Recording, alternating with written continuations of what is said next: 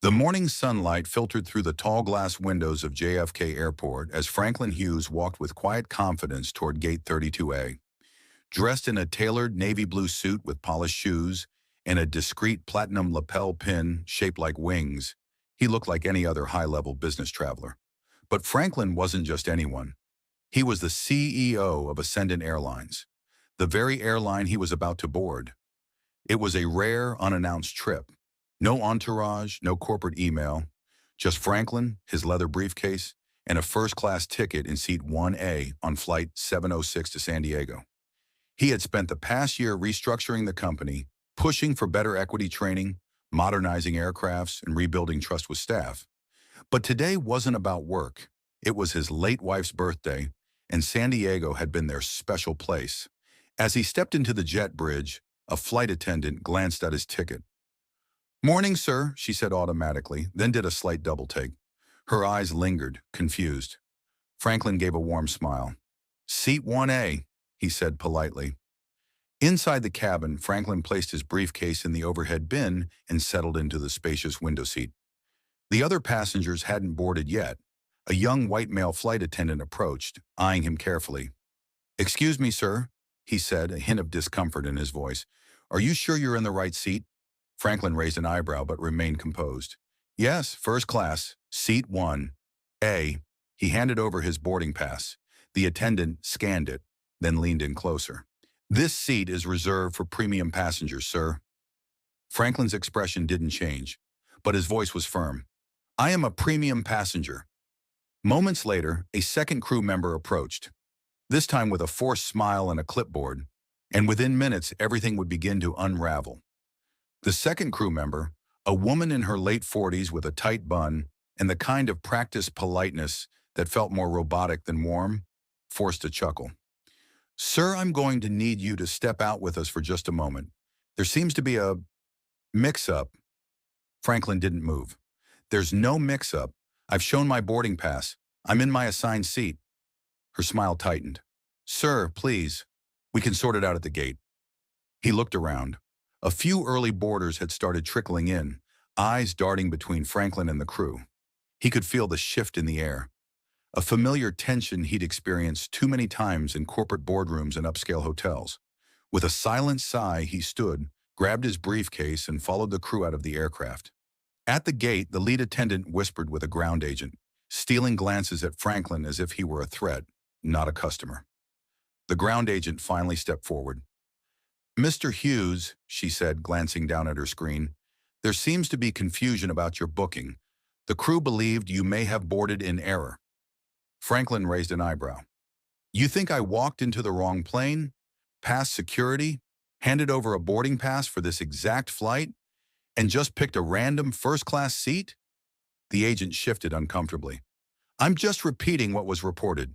He reached into his inner pocket, pulled out his ID, and handed it over. "Look again." Her eyes widened as she read the name. Franklin D. Hughes, Chief Executive Officer, Ascendant Airlines. Her mouth parted, stunned. The crew behind her went pale, but before she could speak, Franklin's voice cut through the air, calm but cold. "Get me the flight captain. Now!" Passengers were now boarding, and whispers were already spreading. The CEO had been pulled off his own airline's flight. As the captain approached, the look on his face confirmed what Franklin already knew. The story was no longer just personal. It was now very, very public.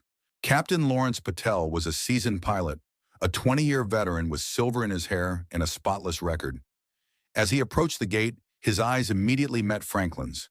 Recognition flickered, and then panic. He quickened his pace. "Mr. Hughes," he said breathlessly, "I had no idea you were on board this morning. If I had known—" "You didn't need to know," Franklin interrupted, his voice even. "But apparently, your crew felt the need to remove a premium ticket holder without cause." The captain glanced nervously at the gate crew and flight attendants, all standing awkwardly, avoiding Franklin's gaze. "Let's step aside and talk." "No," Franklin said sharply. "We'll talk right here." Passengers continued to board behind them, many now recording on their phones, curious about the man in the suit commanding the room. A few recognized him, whispering his name. "Isn't that the CEO?" Franklin looked directly at the captain. I was profiled, Captain. Not questioned because of policy, not warned for behavior, removed because someone didn't think a black man belonged in one. The captain rubbed his forehead. I'm so sorry, sir. I'll handle this. Please. Allow me to escort you back to your seat. But Franklin didn't move. This isn't just about me anymore. It's about culture, about training, about who you see as worthy of respect. The gate agent cleared her throat. Mr. Hughes, if you'd like, we can reboard you now. Franklin shook his head. Number I won't be taking this flight, and neither will anyone else. The words stunned everyone. Captain Patel blinked. Sir? Franklin pulled out his phone and made a call. This is Hughes, he said calmly. I want Flight 706 grounded, effective immediately, and I want a full investigation launched into crew behavior on this route. Within seconds, the consequences were set in motion. Around him, silence fell, the kind that only follows after a quiet bomb is dropped. Passengers looked around, confused. The crew paled even further. Franklin slowly turned and walked away from the gate, leaving behind a storm that had just begun. News travels fast in an airport. By the time Franklin reached the black SUV waiting at the curb, headlines were already popping up online. CEO removed from own airline flight. Ascendant Airlines faces backlash after alleged racial profiling. Seat 1A incident sparks corporate storm. Franklin sat in the back seat, silent, watching the terminal fade behind him. His assistant Maya called almost immediately. Franklin, it's everywhere. Twitter, YouTube, even CNN's morning ticker. You want me to start drafting a statement? Not yet, he said. I want the truth first. Get me the crew roster. Flight logs, gate footage, everything. Already on it. He ended the call and stared out the window, jaw tight. This wasn't just about public image. This was personal. Franklin had built Ascendant from near bankruptcy into one of the nation's most reliable airlines, one that claimed to value diversity, inclusion, and professionalism. And yet, despite all that, a man who looked like him still wasn't seen as belonging in Seat 1A. He thought of his father, a janitor who used to scrub those very airport floors and would pause just to watch the jets take off, dreaming that maybe one day his son might fly in one. Franklin had done more than that. He had owned the sky. Back at Ascendant headquarters in Manhattan, the crisis team scrambled into action. PR advisors, legal heads, and HR reps flooded a long conference table. Maya's voice echoed over speakerphone.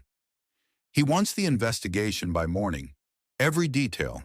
One HR executive muttered, We've never had anything like this happen. Not like this. Another added, There were complaints before, but not this loud, not this high profile. Across the city, Franklin sat alone in his penthouse office, the skyline glowing behind him. He removed his jacket, loosened his tie, and opened his laptop. The first internal email he typed wasn't to PR or legal, it was to every single employee at Ascendant Airlines. And the subject line was just 3 words, This stops now. By dawn, Franklin's email had been read by every department, from flight crews in Miami to engineers in Seattle. It was firm, raw, and unlike anything corporate staff had ever seen. If a man can build an airline but still be seen as unfit to sit in 1A, then we've failed. Not just me, not just you, but everyone who ever believed this company stood for something better. The backlash was swift and loud. Passengers canceled flights. Influencers demanded boycotts. Advocacy groups released statements. Yet inside the chaos, Franklin wasn't panicking. He was preparing. At noon, he walked into the main auditorium of Ascendant's HQ, where the entire executive team sat waiting. Some looked guilty, others looked worried. None of them spoke. Franklin stepped up to the podium. No teleprompter, no PR script, just him. I built this company with the belief that professionalism and respect aren't luxuries. They're basics, he began. But yesterday, I was reminded how fragile that belief still is. He scanned the room, eyes steady. I wasn't kicked out of 1A because of a system error. I was kicked out because someone looked at me and made a decision rooted in bias. Whether conscious or not, it happened. And if it can happen to the CEO, imagine what happens to those with no title, no power, no voice.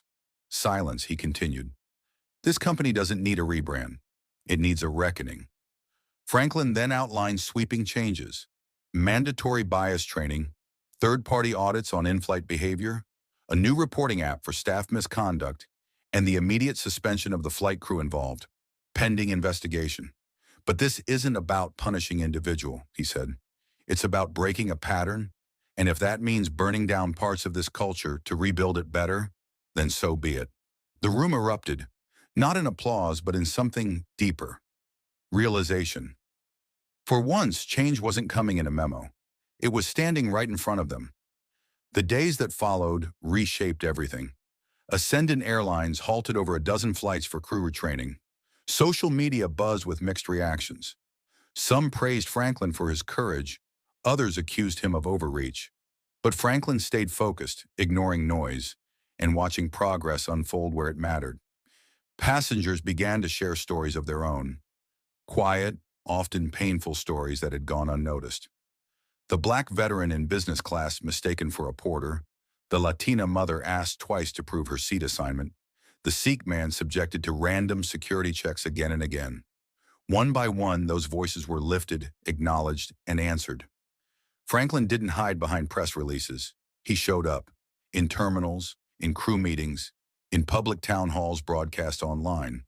When one pilot nervously asked, "Sir, are we going to lose trust with our passengers now?" Franklin responded, "We never had their full trust. We're earning it now." The crew from Flight 706 was quietly removed. No public shaming, no names leaked. But their absence spoke volumes. Behind closed doors, they faced a fair, structured hearing. Even they, shaken and tearful, admitted they'd made assumptions without even realizing it. Meanwhile, Franklin returned to the skies. 1 week later, he boarded a different flight, not in disguise, not in secret, and sat once again in seat 1A. Passengers watched curiously. A young black boy in row 3 tapped his father and whispered, "Dad, that's him." Franklin heard it. He turned and gave the boy a small smile and a nod. That simple moment, a nod between generations, held more meaning than 1,000 policy changes. Because now a new story was in the air. That seat 1A didn't belong to a look, a class, or a color. It belonged to anyone who'd earned their place. And Franklin Hughes had just made sure the skies remembered that.